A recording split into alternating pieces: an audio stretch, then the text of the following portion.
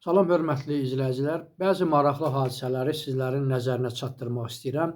19-cu əsrdə Böyük Britaniyada və Amerika Birləşmiş Ştatlarında Wilson adlı bir xanım vardı. Xüsusi hazırlanmış bir sirobu vardı. Bu sirop vasitəsilə uşaqları sakitləşdirə bilirdilər.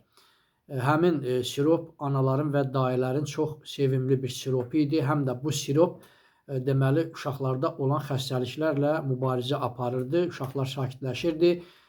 Ona görə ki, bu sirobun tərkibində ammoniak və morfi var idi. 1950-ci illərdə istehsal olunan siqaretlərin üzərində insan orqanizmi üçün xeyirlidir sözləri yazılırdı. Orta əsrlərdə cəza metodları tətbiq olunurdu. Bilirsiniz ki, cinayətkarlar, oğrular vardı, onları cəzalandırmaq lazım idi. Cəza metodlarından biri onların əllərini isti suya salmaq, dəmir parçasını qızdırıb bədənlərinə yaxmaq və digər cəza metodları var idi. Bununla da həmin insanları cəzalandırırdılar. Əgər bir insanın əlini isti suya salırdılarsa və həmin insanın əli yanmırdısa, bu insanı Allah sevir deyərək onu azad edirdilər və buna da ilahi bir məhkəmə adı vermişdilər.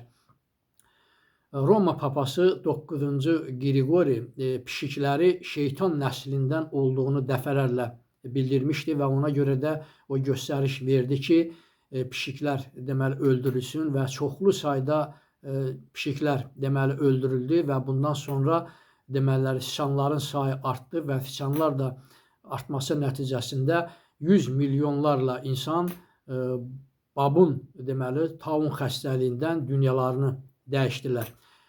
Qədim Misirdə Misir fironuna xidmət edən işçilər öz üzərlərinə bal yaxırmışlar ki, milçəklər onun üzərinə yapışsın və firona tərəf getməsin.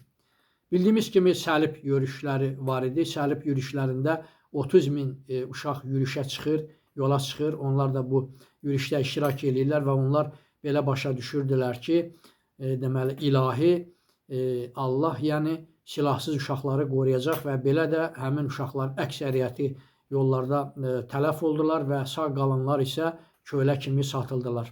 Çox sağ olun, kanalıma abunə olmağı unutmayın.